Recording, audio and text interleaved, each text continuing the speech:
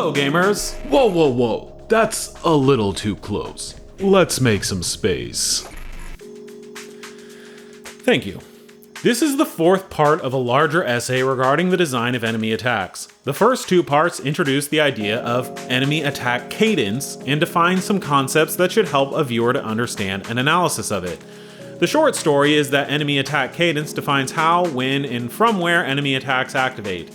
The third part of the essay talked about the first and arguably most important pillar of this, timing. And so now, the second of the four pillars is proximity, which describes the distance between the enemy and the target of their attack when they actually activate the attack. Proximity plays a role in a few parts of the enemy attack, particularly how far the enemy can be when the attack activates and how far the attack travels. Proximity starts with literal distances, numerical values that the designers and animators tune in the game based on the specific attack animation and the overall gameplay purpose and outcome of that animation. To properly analyze proximity, though, it is arguably better to look at it through a lens of what types of attacks enemies can use and how those attack types can close the distance between the enemy's damage and its target. Broadly defined, melee attacks are those that require the use of the character's model or some object they're holding to directly touch the character's target in order to inflict damage. Yeah, like that. This could be just a weird little dude touching Mario, or it could be the nameless king smacking the player with a lightning-wreathed spear as large as their character model. When it comes to designing these types of enemy attacks, one of the most important questions to answer is how far away the target can be when the attack actually activates. In the case of the deterministic Goomba, there is no logic. It is always moving at the same rate, and it is always dealing damage. The reactive Goomba, on the other hand, waddles at Mario when it's at the right angle and distance from him. But in these two examples, the enemy is just a hitbox. In deeper combat designs, melee attacks break down into a handful of specific rules, and when one considers proximity in attacks, a melee attack does not only mean an attack that the enemy activates from a close range proximity. The distances that enemies can travel between attack activation and the first hit frames varies across different attack types, and it is quite common for action games to have a spectrum of long-range and short-range melee attacks. While there is no global development terminology for this, an easy-to-understand set of terms for melee attack movement patterns would be in-place attacks, in which the enemy doesn't move much or moves very little, lunging attacks, meaning the enemy is meant to close a medium or somewhat large distance to the target,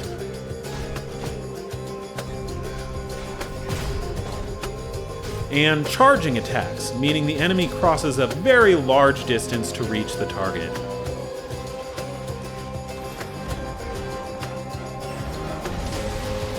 How the player is able to react to melee attacks depends on a game's genre and the tools made available to them. Common mechanics include dodging,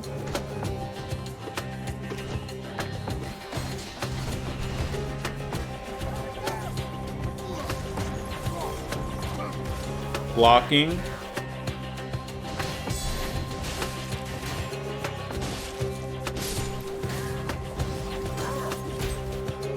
parrying,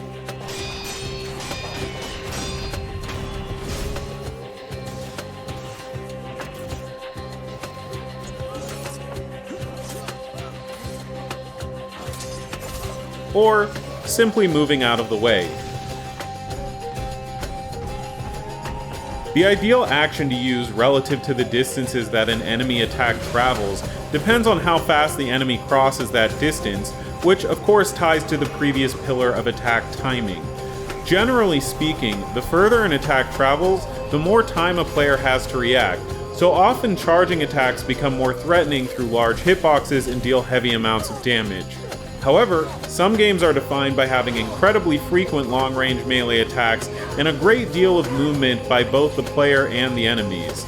In these cases, the distances traveled have little to no relationship with the danger of the attack, and other features of attack animation are leveraged to communicate the level of impending threat, such as the attack's timing or its anticipation poses.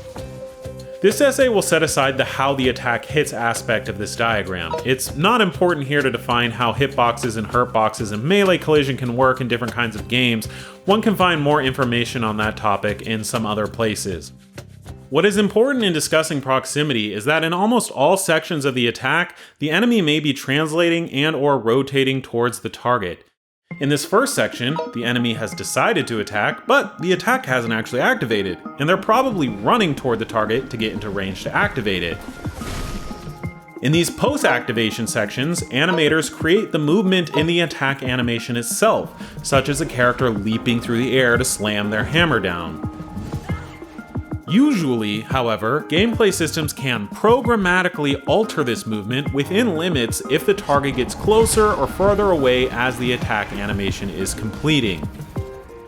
Similarly, the rotation of the attack in these sections is updated within specific windows and constraints as well, also reacting to the movement of the target. Some gamers might call this tracking, and sometimes it can be complete bullshit. Note: in being objective, this essay does not consider any design approach to be bullshit. Whoa! Don't forget to keep it professional. But tracking is usually more complicated than it seems. In recent development terminology, this procedural movement and rotation is sometimes called motion warping. Without digging into the actual technical development tools, the simplest way to put it is that in the most refined combat animations, designers are working with animators to define clean sections of the animation where they can modify translation and rotation to bring the attacker to the target and keep the attacker within range for its hitboxes to connect with the target. Their aim is often to keep the fidelity and believability of the animation intact during the procedural movement, especially to avoid what animators call foot sliding. Some amount of foot sliding is common and inevitable across all games, but as fidelity goes up, so do a team's desires for realism and character movement. Games experiment with this space much more than might be immediately obvious, and a great deal of the game feel of melee attacks is a result of what tools and rules the game uses to define these periods of movement. Some of those rules might be globally consistent, perhaps made by a relatively brute force tracking system. But in modern games, they're usually more subtly employed to perfectly match the nuances of the animation. What is interesting is that much of the difficulty in melee action games is a product of painstakingly designed movement possibilities for the enemy relative to the player at every single frame of the attack to result in something that feels satisfyingly challenging. A good example of this is found in Monster Hunter. Much of the challenge of the faster monsters is a result of attacks with faster, more frequent, and more far-reaching rotation and translation opportunities. Monsters earlier in the game have broad-stroke actions, movements that are imprecise and that spend less time honing in on a single target after they begin. Later in the game, monsters will sometimes reorient to the target to activate a hit multiple times within a single attack animation, requiring more reactive responses.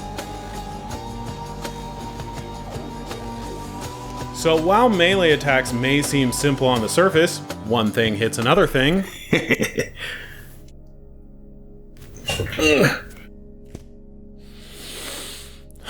In reality, there is an enormous creative space for designing them with proximity to the target in mind.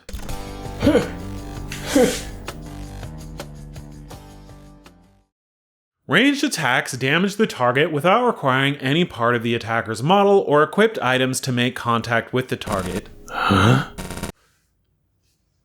Don't throw that! They can fire bullets, missiles, or abstract harmful VFX projectiles, or they can summon area of effect shapes, or they can really just do all kinds of other things. The full breadth of ranged attack types that exist would be pointless to define in exhausting depth, but at a high level, there are some broad categories worth discussing. First are instant ray-traced or near-instant fast-traveling projectiles. These are most often found in first-person and third-person shooters, and they mirror the projectile methods that the player is probably also using. When simulated bullets behave somewhat like, or in a few cases exactly like, real bullets, many things about the gameplay loop become locked into place. The player can't dodge individual enemy projectiles, and in fact, probably won't be interacting with the enemy projectiles in any way other than to be hit by them. There are 3 major player defense approaches to hit-scan focused games. 1. Cover becomes the primary language of player defense and combat interaction, and these games are often literally called cover shooters. 2. The game focuses on long-term regenerative health and expects the player character to be riddled with bullets and find opportunities to regenerate health. Or 3. PvE firefights are not even the primary focus of the gameplay loop, such as in stealth games, and the player is expected to die quickly if they remain in combat for too long. The animations used for this firing type are usually very much function over style. The player needs to know who's shooting or who's about to shoot from a single glance at the pose, but there aren't many flashy attack animations. Next are projectiles that move slow enough for the player to react to them. I told you not to. This usually means dodging or avoiding them, but it can also mean blocking, parrying, or otherwise manipulating them.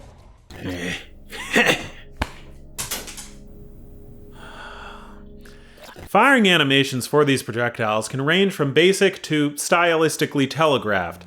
Many melee-centric games with limited range combat will have enemies just post up on a ledge and periodically swap between an idle animation and a simple firing animation. In 2D games, enemies may have simple or even no firing animations at all. In projectile-heavy games, however, sometimes enemies draw clear attention to themselves through animation pose, audio, and VFX to communicate that they are going to fire a particularly dangerous projectile. Interactive projectiles can do a lot of heavy lifting, with some game genres being entirely defined by their complex enemy and/or player projectile patterns. As a gameplay tool, they have vast utility across genres, and their fundamental value is an obvious one. They are a game object. They can possess any attributes of a moving game object, and thus there is an ocean of depth in how they can behave.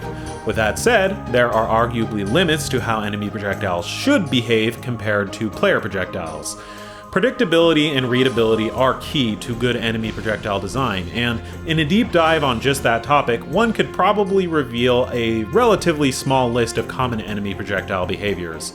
Lastly are areas of effect, or AoEs, which can come in as many forms as projectiles or even be spawned by projectiles. The important thing about AoEs is that they often implicitly encourage similar gameplay patterns to level hazards.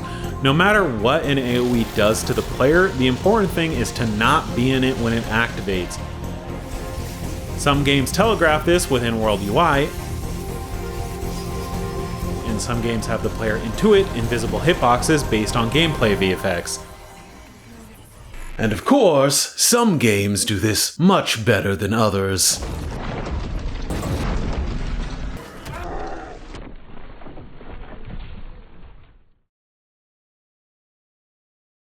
Aside from melee and ranged attacks, there's a broader and vaguer category of attacks as hazards. Many games use these attacks in boss fights, and these attacks are more complicated than just AoEs for the player to avoid. Their proximity to the player is generally in all directions, as these types of attacks tend to become parts of the combat arena itself. First are attacks that create dynamic hazards or interactive objects in the arena that feed into how the player navigates the arena or defeats the boss. There are then attacks that completely change the state of the arena, though sometimes these aren't attacks at all and merely state changes to the level design tied to boss health phases. There are also bosses that are the arena, and the attacks that they do are actions that affect the player state to create different opportunities for navigating them. All of these really create a fuzzy line between combat design and other forms of game design, but they are worth accounting for. The proximity paradigm of a game's enemy attack design has enormous interactions with a game's level design. The distances that enemies travel to perform melee attacks, the distances that projectiles cover, and the sizes and shapes of AoEs are all literally constrained by the 2-dimensional or 3-dimensional space in which the gameplay is happening. Less space means shorter distances, more space means longer distances. Additionally, the number of obstructions within a gameplay space also determines the outcome of an attacker and its target moving throughout the space during the duration of an attack. The utility and ease of cover shooting, leveraging choke points, or avoiding attacks using large obstacles vary significantly across subgenres.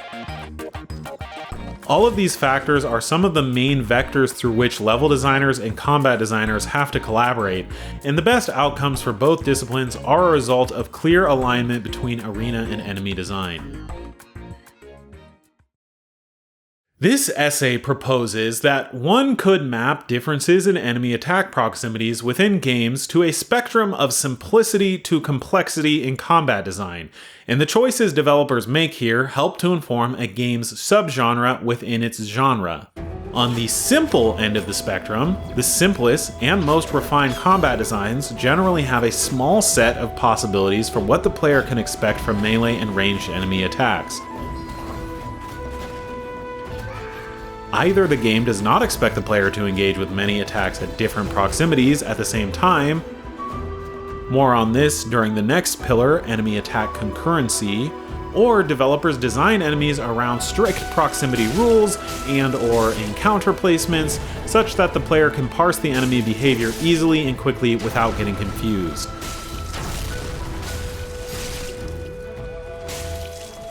On the complex end of the spectrum, AAA action games open up a Pandora's box of complexity, in terms of the types of incoming attacks that the player must be aware of from varying proximities. In more complex games, multiple attacks trigger simultaneously or within brief time windows of each other regularly, and the proximity of these attacks can be potentially across the entire arena, whether they are melee, ranged, or AoE. This requires the player to try to be aware of the whole combat arena at once in order to properly anticipate incoming threats.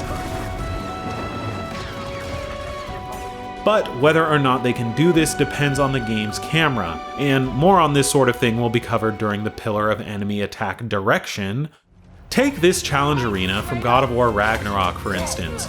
Enemies can spawn at a couple of locations, and there are both ranged and melee enemies in the spawn sequence. Any of them can attack the player at any given moment.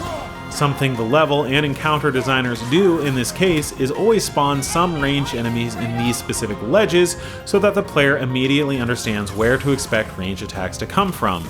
The game also generally restricts ranged attackers from attacking from off-screen as often as melee attackers can, and this makes it easier to parse the incoming ranged attacks as they occur. These considerations clarify the game's approach to proximity for the player, making chaotic enemy encounters slightly easier to understand. So, this essay makes the claim that enemy attack proximity helps to determine subgenre. Of course, no team is sitting down and saying, "We want really long-range enemy attacks," when they describe their desire to make a first-person shooter. But even within the shooter genre, there is a clear set of rules and expectations given what developers expect for the longest and shortest ranges of player and enemy attacks. A game where the player only has a short-range projectile-firing weapon requires different enemy attacks than a game where the player has a hit-scan sniper rifle. As another example, when developers decide to give the player ranged options in a melee-focused game, they're also obligated to make enemies fun to interact with at longer ranges and reckon with what it means for the player to parse ranged versus melee enemy attacks. The team also plants a subgenre stake in the sand when they determine not just how often projectile-firing enemies show up in a melee-focused game, but also how the player is meant to interact with incoming projectiles in terms of their player actions and the combat arena design. So that was the second pillar of enemy attack cadence, proximity. And I hope that now an understanding of its importance to enemy attack design is not too far from your grasp. The next part of the essay covers enemy attack concurrency. Do you think that having both of us here is too many attackers for them to handle at once? You're the only one who could be said to be attacking anyone. I'm not sure about that. You do use a lot of words.